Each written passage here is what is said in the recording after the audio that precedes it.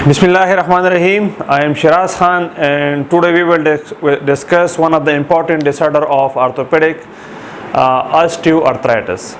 So, as the name indicate, osteo हमेशा हम bone को कहते हैं, arth mean के joint और itis mean के inflammation. So, osteoarthritis is the inflammation of bone and joint cartilage.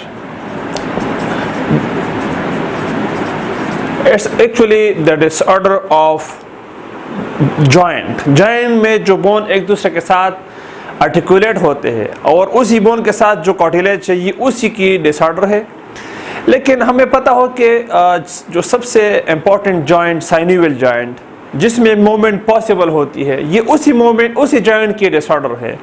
तो हमें साइनोवियल जॉइंट की थोड़ी सी एक नॉर्मल एनाटॉमी और इसकी फिजियोलॉजी पता हो तो हम फिर इस डिसऑर्डर को इजीली अंडरस्टैंड कर सकते हैं। साइनोवियल जॉइंट में अगर आप देख लें तो इस तरह दो बोन होते हैं और बोन के सबसे आउटर लेयर जिसको हम क्या कहते हैं, पेरोस्टियम। हर एक चीज जो मैं अभी एनाटॉमी और फिजियोलॉजी में एक एक कंपोनेंट को डिस्कस कर रहा हूँ इसका इस डिसऑर्डर के साथ लिंकेज है। तो ये जो आउटर लेयर है इसको हम पेरोस्टियम कहते हैं। बोन की आउटर लेयर को हम क्या कहते हैं, पेरोस्टियम लेयर। ये भी पेरोस्टियम लेयर है, सबसे आउटर ये भी है। तो इसमें पेन रिसेप्टर होते हैं और ये पेन को बहुत क्या होता है, सेंसिटिव होता है। सेंसिटिव टू पेन बिकॉज इसमें पेन क्या है, रिसेप्टर है, सेंसिटिव टू पेन। ये हमने कहा था कि बोन की 3 प्रोजेक्शन है। एक वो प्रोजेक्शन जिसमें छोटे छोटे होल होते हैं इसको हम होल कहते हैं, जिसमें ब्लड वेसल और नर्व्स होते हैं। एक जिसमें टेंडन और लिगामेंट अटैच होते हैं इसको हम प्रोजेक्शन कहते हैं। लेकिन जहां पर दो बोन एक दूसरे के साथ जॉइंट बनाते हैं उस सरफेस को हम क्या कहते हैं, उस प्रोजेक्शन को हम कहते हैं आर्टिकुलेटिंग सरफेस। तो आर्टिकुलेटिंग सरफेस ये हमारे पास बोन की आर्टिकुलेटिंग सरफेस है दोनों। इन दोनों बोन के यहाँ पर जॉइंट में एक कार्टिलेज होती है जिसको हम कहते हैं हाइलिंग कार्टिलेज। कौन सी कार्टिलेज, हाइलिंग कार्टिलेज। इसको हम कहेंगे हाइलिंग कार्टिलेज या आर्टिकुलेटिंग कार्टिलेज।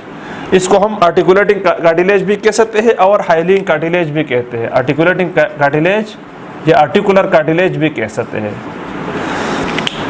अब यहाँ पर अगर आप देख ले तो साइनोवियल मेम्ब्रेन होती है। यहाँ पर synovial membrane,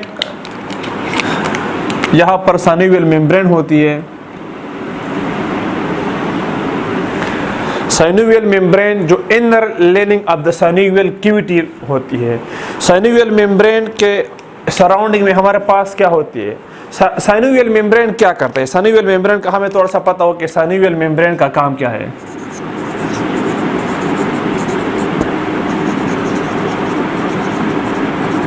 synovial membrane produce synovial fluid, synovial fluid को प्रोड्यूस करते हैं, ये भी हमें पता हो। अब इसके सराउंडिंग में हमारे पास एक और कैप्सूल होती है जिसको हम कहते हैं जॉइंट कैप्सूल। जॉइंट कैप्सूल का काम क्या है, इसके सराउंडिंग होती है और इस जॉइंट कैप्सूल ये साइनोवियल मेम्ब्रेन के साथ मिलकर आर्टिकुलेटिंग मेम्ब्रेन बनाती है। इधर कौन सी मेम्ब्रेन, आर्टिकुलेटिंग मेम्ब्रेन बनाती है। और वही आर्टिकुलेटिंग मेम्ब्रेन और ये साइनोवियल मेम्ब्रेन यहाँ पर inner lining of the synovial, इस पूरे साइनोवियल कैविटी है इसकी इनर लाइनिंग करते हैं। इसी को हम साइनोवियम कहते हैं, साइनोवियम। इस साइनोवियम में 2 सेल होते हैं, 2 टाइप ऑफ सेल होते हैं, टाइप ए सेल और type B cell. Type A cell हमारे पास, टाइप ए सेल जो डिब्रेस है, जो एक्स्ट्रा जो डेड सेल है उसको क्या करते हैं, डिब्राइड करते हैं, डिब्रेस करते हैं। और टाइप बी सेल प्रोड्यूस करते हैं साइनोवियल फ्लूइड की, जिसका हम साइनोवियल फ्लूइड की बात करते हैं।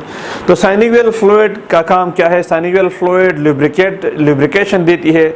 और यहाँ पर जो हम आर्टिकुलेटिंग मेम्ब्रेन की बात कर रहे थे, जो कम्बिनेशन ऑफ साइनोवियल मेम्ब्रेन और जॉइंट कैप्सूल से बने होते हैं, उसमें ब्लड वेसल होते हैं। ब्लड वेसल यहाँ पर साइनोवियल जॉइंट के लिए ब्लड फ्लो भी करते हैं, ब्लड को प्रोवाइड करते हैं। थ्रू ब्लड वहाँ क्या करते हैं कि न्यूट्रिशन प्रोवाइड करते हैं, और जो इंफ्लेमेटरी प्रोसेस के लिए इम्यून रिस्पॉन्स है वो भी प्रोवाइड करते हैं, और जो डेड सेल है उसको भी क्या करते हैं? ड्रेनेज करते हैं। नर्व फाइबर भी यहाँ पर होते हैं। तो एक एक चीज़ जो हमने नॉर्मल पढ़ी है उसको हम डिसऑर्डर के साथ अभी डिस्कस करेंगे। और यहाँ पर और कार्टिलेज है जिसको हम मेनिस्काई भी कहते हैं। क्या कहते हैं? Menisci, just like knee, menisci of the knee and so on. तो ये कार्टिलेज, हाइलिंग कार्टिलेज यहाँ पर इसलिए होते हैं कि दोनों जॉइंट को एक दूसरे के साथ ग्लाइडिंग से क्या करें? बचाए, एक दूसरे की फ्रैक्शन से बचाए। उन्होंने बोन को यहाँ पर क्या रखे हैं? होल्ड रखे हैं कि बोन की सरफेस एक दूसरे के साथ ना लगे, और यहाँ पर मेन बीच में कैविटी हो, उस कैविटी में साइनोवियल फ्लूइड है। साइनोवियल फ्लूइड के इर्द गिर्द बहुत सारे ये कंपोनेंट्स है, कनेक्टिव टिश्यू है, और ये इसलिए होते हैं कि दोनों बोन को एक दूसरे से क्या करते हैं? सेपरेट रखते हैं। और जब तक सेपरेट होंगे, कैविटी होंगे, तब तक साइनोवियल जॉइंट नॉर्मल रहती है। अब हम बात करेंगे ऑस्टियोआर्थराइटिस की। ऑस्टियोआर्थराइटिस में क्या होता है कि whenever articular cartilage no longer separate bone from each other, जब आर्टिकुलर कार्टिलेज दोनों बोन को सेपरेट नहीं रखते हैं, हम उसको कहते हैं osteoarthritis due to degeneration of hyaline cartilage या आर्टिकुलर कार्टिलेज। अब इसके हम काजेस पढ़ेंगे कि डिजेनरेशन क्यों होती है कार्टिलेज की, साइनोवियल आर्टिकुलर कार्टिलेज की डिजेनरेशन कब होती है। सो ऑर्थराइटिस क्या होता है? जब दोनों बोन में सेपरेशन क्या हो? खत्म हो, और दोनों बोन एक दूसरे के साथ क्या करता है? अटैच करता है। दोनों बोन एक दूसरे से फ्रिक्शन करती है। जब दोनों बोन फ्रिक्शन करती है, डिजेनरेशन होती है। डिजेनरेशन की वजह से फ्रिक्शन होती है, तो सबसे पहले क्या होती है? Degeneration of articular cartilage. इसकी वजह से फ्रिक्शन होगी, एक दूसरे के साथ ये रब करेंगे तो क्या होगी? फ्रिक्शन होगी। फ्रिक्शन की वजह से इन्फ्लेमेशन होगी, और इन्फ्लेमेशन की वजह से पेन होगी। तो इसलिए हम उसको कहते हैं कि osteoarthritis, degeneration of articular cartilage. Degeneration of articular cartilage की वजह से बोन की फ्रिक्शन होगी, तो इन्फ्लेमेशन कहाँ पर होगी? आर्टिकुलर कार्टिलेज में होगी, और बोन की आर्टिकुलर सरफेस में होगी, और इन्फ्लेमेशन की वजह से पेन होगा, बाकी सिम्टम होंगे। तो दैट्स व्हाई हम इसको क्या कहते हैं? Osteoarthritis. Osteo mean bone, earth mean joint, our itis mean inflammation in the articular surface of bone. You should know के chondrocytes जो के cell responsible है for the balance of any cartilage inactivity. chondrocyte क्या है? chondrocytes cell for responsible for inactivity of cartilage. Special cell responsible for inactivity of cartilage. Cartilage की किसी भी activity के लिए रिस्पॉन्सिबल है। अब ये कॉन्ड्रोसाइट किस तरह हाइलिंग कार्टिलेज को मेंटेन रखती है कि बोन को एक दूसरे से सेपरेट रखे, बोन में जो शॉक खाती है उसको कैसे एब्जॉर्ब करे, किस तरह वेट को बियर करे। यहाँ पर अगर हम देख ले कॉन्ड्रोसाइट्स की स्ट्रक्चर को देख ले आप। कॉन्ड्रोसाइट ये फॉर एग्जांपल हमारे पास कॉन्ड्रोसाइट है। एक कॉन्ड्रोसाइट्स के इर्द गिर्द कुछ स्ट्रक्चर एम्बेड होते हैं, इस तरह एक्स्ट्रासेलुलर मैट्रिक्स होते हैं। ये हमारे पास क्या है? Extracellular matrix.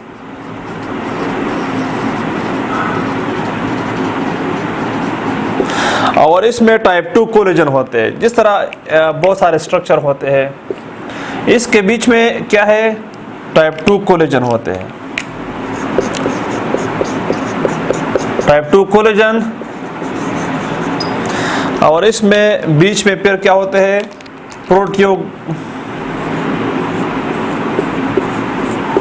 प्रोटियोग्लाइकेन।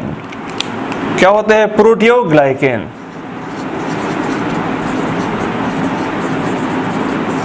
प्रोटियोग्लाइकेन में हमारे पास प्रोटीन भी होते हैं, प्रोटियोग्लाइकेन में हमारे पास शुगर सब्सटेंस भी होते हैं, प्रोटीन होते हैं, शुगर सब्सटेंस होते हैं,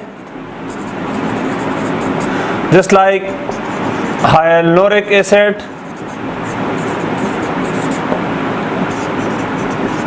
कोरोंडोटिन, सल्फेट और केराटिन। ये जो इंपॉर्टेंट चीज़ है हमें पता हो कि एक क्रोंडोसाइट्स जो सेल है कार्टिलेज की, इसके सराउंडिंग में ये स्ट्रक्चर होती है। ये स्ट्रक्चर बहुत इंपॉर्टेंट है for the maintenance of any cartilage, और स्पेशली हाइलिंग कार्टिलेज की हम बात कर रहे हैं कि इसके एक्स्ट्रासेलुलर मैट्रिक्स होते हैं, ये स्ट्रक्चर इसके साथ एम्बेड होती है, अटैच होती है। एक्स्ट्रासेलुलर मैट्रिक्स होती है, इसके बीच में टाइप 2 कोलेजन होते हैं और प्रोटियोग्लाइकेन होते हैं। प्रोटियोग्लाइकेन में हमारे पास protein, sugar solution just like hyaluronic acid, chondroitin sulphate और केराटिन सल्फेट होती है। अब ये सारे स्ट्रक्चर ये और ये एयरगेट जो स्ट्रक्चर है, ये कार्टिलेज को क्या देती है? स्ट्रेंथ देती है। क्या देती है? 3 चीजें देती है। टेंसाइल स्ट्रेंथ देती है, इलास्टिसिटी देती है और वेट बियरिंग फंक्शन देती है। हमारे जितने कार्टिलेज इलास्टिक होते हैं, जो जॉइंट में इलास्टिसिटी होती है, इस पे जितना भी वेट आएगा हमारे जॉइंट पे, और जितना भी ये स्ट्रेंथ है और शॉक एब्जॉर्ब करती है, कोई भी इसके साथ कोई चीज़ हिट होता है तो ये हाइलिंग कार्टिलेज उसको क्या करता है? बचाते हैं, एब्जॉर्ब करते हैं, उस वेट को बियर करता है, उस शॉक को एब्जॉर्ब करता है। वो क्यों करता है? Due to the embedded structure of chondrocytes, extracellular matrix, type 2 collagen और proteoglycan just like sugar and so on. ये सारी चीज़ें क्या करती है? एक स्ट्रेंथ देती है, वेट बियरिंग। जस्ट लाइक हमारे बहुत सारे जॉइंट है जिसमें बहुत सारी जिस पे वेट आता है। जस्ट लाइक हम अगर लंबर वर्टिब्राई की बात करें, हम अगर नी जॉइंट की बात करें, हम अगर इस जॉइंट की बात करें, हिप जॉइंट, हमें पता चल गया कि किस तरह कॉन्ड्रोसाइट और उसकी स्ट्रक्चर कार्टिलेज को स्ट्रेंथ देती है, उसको इलास्टिसिटी देती है और उसको वेट बियरिंग और शॉक एब्जॉर्बिंग फंक्शन देती है। सो अब हमें पता चलना चाहिए कि किस तरह ये मेंटेन रहती है ये कार्टिलेज की न्यू प्रोडक्शन। कार्टिलेज की प्रोडक्शन को हम कार्टिलेज की ब्रेक, जो कार्टिलेज ब्रेक होते हैं, ब्रेकिंग ऑफ ओल्ड कार्टिलेज को हम क्या कहते हैं? Catabolism, catabolic activity. और न्यू कार्टिलेज की फॉर्मेशन को हम कहते हैं एनाबॉलिक एक्टिविटी। ये मुसलसल हमारे बॉडी में जितने कार्टिलेज, जो ओल्ड कार्टिलेज डिजेनरेट होते हैं और न्यू कार्टिलेज बनते रहते हैं, जिस तरह हमारे बोन में फॉर्मेशन होती है, रिमॉडलिंग होती है, ऑस्टियोक्लास्ट और ऑस्टियोब्लास्ट, सेम लाइक इस तरह ये ओल्ड कार्टिलेज जो डिजेनरेट होती है, इस प्रोसेस को हम कैटाबॉलिक कहते हैं। न्यू कार्टिलेज फॉर्मेशन को हम एनाबॉलिक कहते हैं। और डिजेनरेशन या कैटाबॉलिक ये डिजेनरेटिव एंजाइम की वजह से होती है, डिजेनरेटिव एंजाइम, और ये हमारे पास सिंथेटिक एंजाइम की वजह से पॉसिबल है। अब किसी भी काज की वजह से सिंथेटिक एंजाइम अगर ज़्यादा हो जाए, डिजेनरेटिव एंजाइम अगर ज़्यादा हो जाए, तो ये कैटाबॉलिक एक्टिविटी को क्या करेंगे? इंक्रीज करेंगे।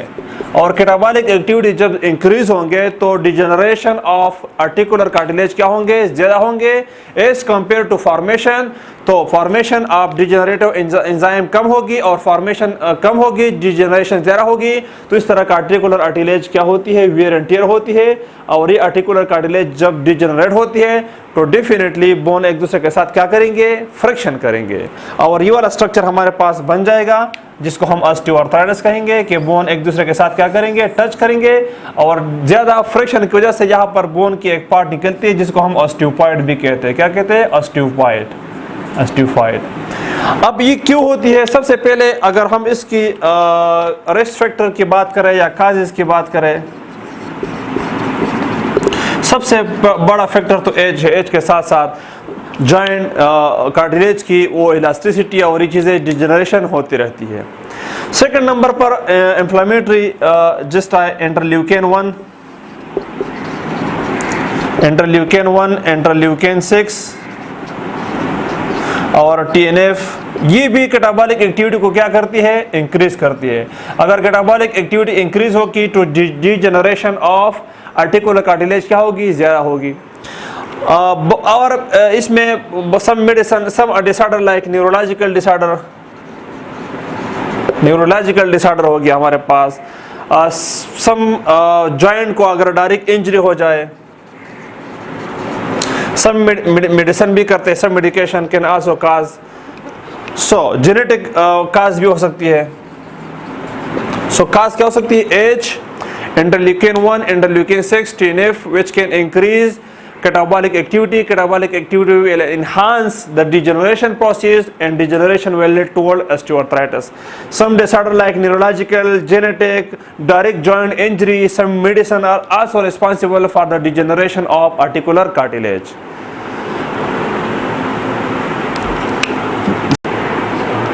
क्लिनिकल मैनिफेस्टेशन की बात करते हैं तो सबसे पहले तो जॉइंट स्टिफनेस होती है,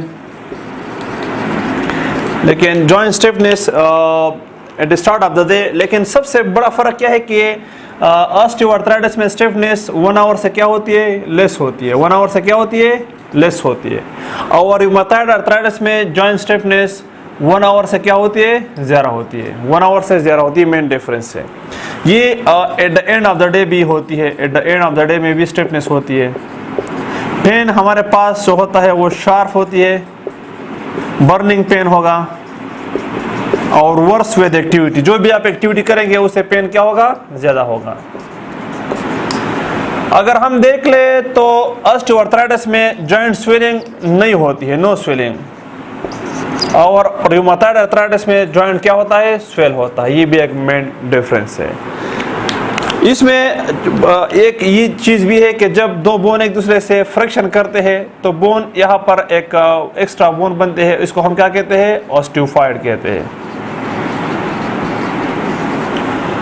अगर हम इसकी मैनेजमेंट की बात करें तो सबसे जो बड़ा काज है ओबेसिटी और ज़्यादा वेट, जो कि जॉइंट पे वेट ज़्यादा होती है, उस वजह से ये काज होती है। तो सबसे पहले अगर हम नॉन फार्माकोलॉजिकल बात करें तो वेट को हमने कम करना है, वेट लॉस, एक्सरसाइज,